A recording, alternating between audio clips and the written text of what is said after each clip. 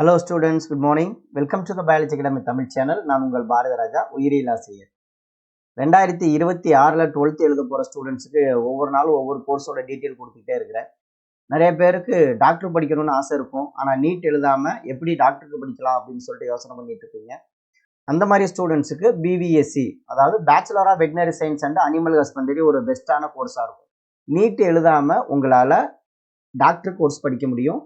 ஒரு சில students NEET எழுதியிருப்பீங்க, அந்த நீட்டில் ரொம்ப கம்மியான மார்க் வந்திருக்கும். அந்த கம்மியான மார்க் இருக்கிறனால நம்மளால் மெடிசன் ஜாயின் பண்ண முடியல அப்படின்னு சொல்லிட்டு வருத்தம் இருக்கும். உங்களுக்கான வீடியோ தான் இந்த வீடியோ.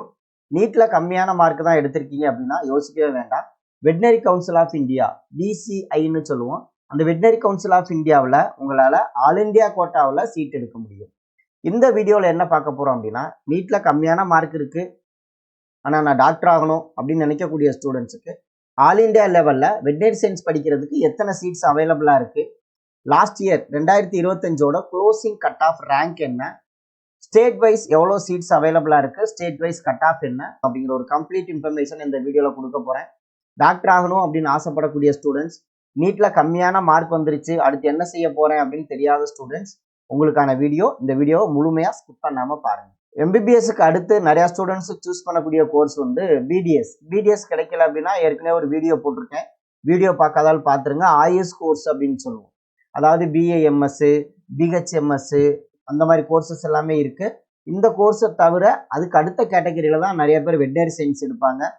வெட்டினரி சயின்ஸ் படிக்கிறதா உங்களோட எய்ம் அப்படின்னு முடிவு பண்ணிட்டீங்க அப்படின்னா, ஒன்று தமிழ்நாடு கவுன்சிலிங்கில் 12th மார்க்கை வச்சு நீங்கள் வெட்டினரி சயின்ஸ் சீட் எடுக்கலாம். அப்படி இல்லை அப்படின்னா நீட் எழுதி ஆல் இண்டியா கவுன்சிலிங்கில் சீட் எடுக்கலாம். தமிழ்நாட்டை பொறுத்த வரைக்கும் மொத்தம் 7 காலேஜஸ் இருக்குது. இந்த 7 காலேஜஸில் மொத்தமாக 660 சீட். இந்த 660 சீட் அப்படிங்கிறது லாஸ்ட் இயர் 2025 கவுன்சிலிங்கில் வந்த சீட்ஸ். இந்த 660 சீட்டில் நமக்கு 15% ஆல் இண்டியா கோட்டா சீட்ஸ். அந்த ஆல் இண்டியா கோட்டா சீட்ஸை தான் நம்ம வந்து ஆல் இண்டியா கவுன்சிலிங்கில் வெட்டினரி கவுன்சில் ஆஃப் இந்தியா நடத்தக்கூடிய கவுன்சிலிங்கில் நம்ம சீட் எடுக்க போகிறோம். நீங்கள் நீட் எழுதுனதுக்கு அப்புறமா வெட்டினரி கவுன்சில் ஆஃப் இந்தியா அல்லது VCIயில் சீட் எடுக்கிறதுக்கு தனியாக ரிஜிஸ்டர் பண்ணணும். அந்த மாதிரி ரிஜிஸ்டர் பண்ணுறதுக்கு உங்களுக்கு வந்து ஜென்ரல் கேண்டிடேட்டுக்கு 1000 ரூபீஸும், economically weaker section and OBC கேண்டிடேட்டுக்கு 900 ரூபீஸும், SC ST and physically challenge person and transgender கேண்டிடேட்டுக்கு 500 ரூபாயும் நீங்கள் ரிஜிஸ்ட்ரேஷன் ஃபீஸாக கொடுக்குற மாதிரி இருக்கும். உங்களோட சீட்டோட ரிசர்வேஷன் பார்த்தீங்கன்னா ஜென்ரல் கேட்டகரிக்கு 35.5% ரிசர்வேஷன், ST கேண்டிடேட்டுக்கு 15% ரிசர்வேஷன், ST கேண்டிடேட்டுக்கு 7.5% ரிசர்வேஷன், எக்கனாமிக்கலி வீக்கர் செக்ஷனுக்கு ஒரு 10%, OBC நான் கிரிமி லேயருக்கு ஒரு 27%, பிசிக்கலி சேலஞ்சு பர்சனுக்கு ஒரு 5%. இந்த ரிசர்வேஷன்லாம் உங்களுக்கு சீட் இருக்க போகுது. ஒவ்வொரு கம்யூனிட்டிக்கும் எவ்வளோ சீட்ஸ் இருக்குது அப்படிங்கிறதையும் நான் தெளிவாக சொல்ல போகிறேன். ஒவ்வொரு ஸ்டேட்லையும் எவ்வளோ சீட் இருக்குது அப்படிங்கிறதையும் தெளிவாக சொல்ல போகிறேன். இப்போ இந்தியாவில் இருக்கக்கூடிய ஒவ்வொரு ஸ்டேட்லையும் எத்தனை காலேஜஸ் இருக்குது, அந்த காலேஜில் எத்தனை சீட் இருக்குது அப்படிங்கிற டீட்டெயிலை சொல்ல போகிறேன். உங்கள் வீடியோவை பொறுமையாக பாருங்கள். ஏன்னா நீங்கள் சாய்ஸ் பில்லிங்கில் எந்தெந்த காலேஜ் கொடுக்கலாம், எந்தெந்த காலேஜில் எவ்வளோ சீட்ஸ் இருக்குது அப்படிங்கிறது தெரிஞ்சால் மட்டும்தான் உங்களால் சாய்ஸ் பில்லிங் கொடுக்க முடியும். அதனால் வீடியோவை கொஞ்சம் ஸ்கிப் பண்ணாமல் முழுமையாக பாருங்கள்.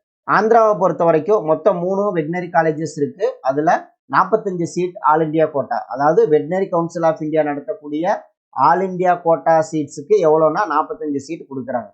அஸ்ஸாமை பொறுத்த வரைக்கும் மொத்தம் 2 காலேஜ் தான், அதில் 21 சீட் அவைலபிளாக இருக்குது ஆல் இண்டியா கவுன்சிலிங்கில். பீகாரை பொறுத்த வரைக்கும் ஒரே ஒரு காலேஜ், மொத்தம் 11 சீட்டு ஆல் இண்டியா கவுன்சிலிங் கொடுக்குறாங்க. அடுத்து சத்தீஸ்கரை பொறுத்த வரைக்கும் ஒரே ஒரு காலேஜ், 12 சீட்டு ஆல் இண்டியா கவுன்சிலிங்க்கு வரும். குஜராத்தை பொறுத்த வரைக்கும் 4 காலேஜ் அவைலபிளாக இருக்குது, 47 சீட்டு ஆல் இண்டியா கவுன்சிலிங்க்கு கொடுக்குறாங்க.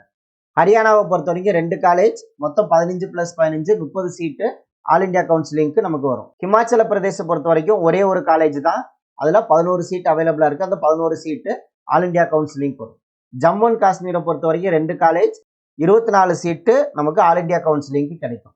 கர்நாடகாவை பொறுத்த வரைக்கும் 5 காலேஜ், இந்த 5 காலேஜிலிருந்து நமக்கு 68 சீட்டு ஆல் இண்டியா கவுன்சிலிங்க்கு வரும். கேரளா நமக்கு nearby state. Suppose all India கவுன்சிலிங்கில் சாய்ஸ் பில்லிங்கில் கொடுக்கணும்னு நினைக்கக்கூடிய ஸ்டூடெண்ட்ஸு ஆந்திரா, கேரளா, கர்நாடகா, தமிழ்நாடு, பாண்டிச்சேரி இந்த மாதிரி ஸ்டேட்டில் நீங்கள் கொடுத்தீங்க அப்படின்னா நம்ம நியர்பை ஸ்டேட் அப்படிங்கிறனால உங்களுக்கு படிக்கிறதுக்கு ஈஸியாக இருக்கும். கேரளாவை பொறுத்த வரைக்கும் 2 காலேஜ் தான், 34 சீட்டு ஆல் இண்டியா கவுன்சிலிங்க்கு வருது. மத்திய பிரதேசத்தை பொறுத்த வரைக்கும் மொத்தம் 3 காலேஜஸ், 53 சீட்டு ஆல் இண்டியா கவுன்சிலிங் கொடுக்குறாங்க. மிசோரம் பொறுத்த வரைக்கும் 2 வெட்டினரி காலேஜ் இருக்கு. அதுல 34 சீட்டு ஆல் இந்தியா கவுன்சிலிங்க்கு கிடைக்குது. மகாராஷ்டிராவை பொறுத்த வரைக்கும் 5 காலேஜ், 5 காலேஜ்ல இருந்து 68 சீட்டு நமக்கு ஆல் இந்தியா கவுன்சிலிங் கிடைக்குது. எந்தெந்த ஸ்டேட்ல என்னென்ன காலேஜ் இருக்கு அப்படின்னு சொல்லிட்டு தெளிவா பாத்துக்கோங்க. சாய்ஸ் பில்டிங் கொடுக்குறப்போ நீங்க மறக்காம எந்த ஸ்டேட்ல கொடுக்க போறீங்க, அந்த காலேஜ் என்ன காலேஜ் அப்படின்னு சொல்லிட்டு சாய்ஸ் பில்டிங் கொடுத்தீங்க அப்படின்னா உங்களுக்கு சீட்டு கிடைக்கிறதுக்கு வாய்ப்பு இருக்கு. ஒடிசாவை பொறுத்த வரைக்கும் ஒரே ஒரு காலேஜ் தான் புவனேஸ்வர்ல இருக்கு. அதுல இருந்து 15 சீட்டு நமக்கு ஆல் இந்தியா கவுன்சிலிங் வருது. புதுச்சேரியை பொறுத்த வரைக்கும் ஒரே ஒரு வெட்டினரி சயின்ஸ் காலேஜ், அதுல இருந்து 15 சீட்டு ஆல் இந்தியா கவுன்சிலிங் கொடுக்குறாங்க. அடுத்து பஞ்சாபை பொறுத்த வரைக்கும் 2 காலேஜ் இருக்கு. அந்த 2 காலேஜ்ல இருந்து மொத்தம் 30 சீட்டு ஆல் இந்தியா கவுன்சிலிங் வருது. ராஜஸ்தானை பொறுத்த வரைக்கும் 6 வெட்டினரி காலேஜ் அவைலபிளா இருக்கு. இந்த 6 வெட்டினரி காலேஜ்ல இருந்து 90 சீட்டு நமக்கு ஆல் இந்தியா கவுன்சிலிங்ல கொடுக்குறாங்க.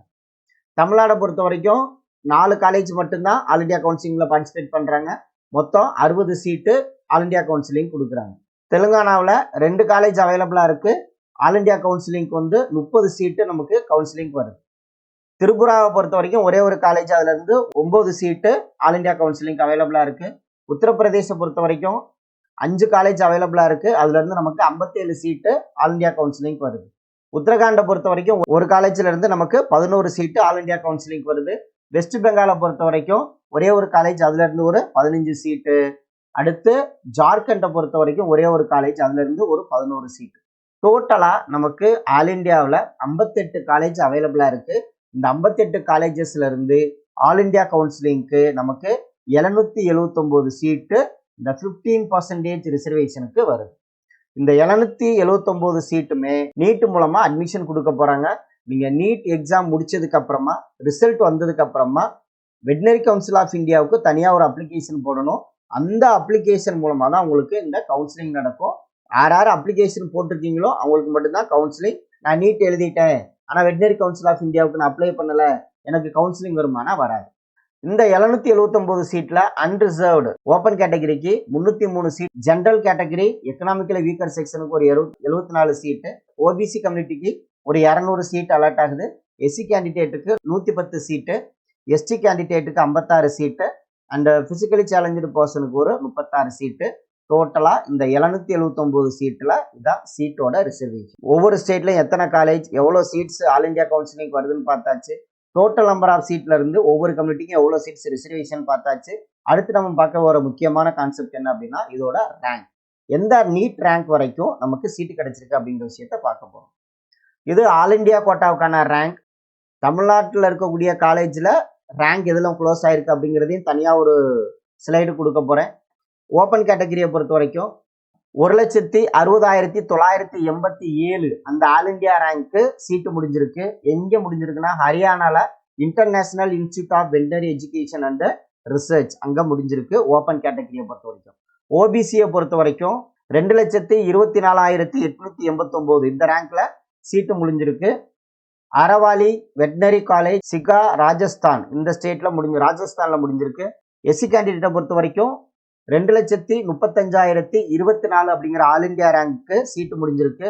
ஆரவாலி வெட்டினரி காலேஜ் சிகா ராஜஸ்தான்ல முடிஞ்சிருக்கு.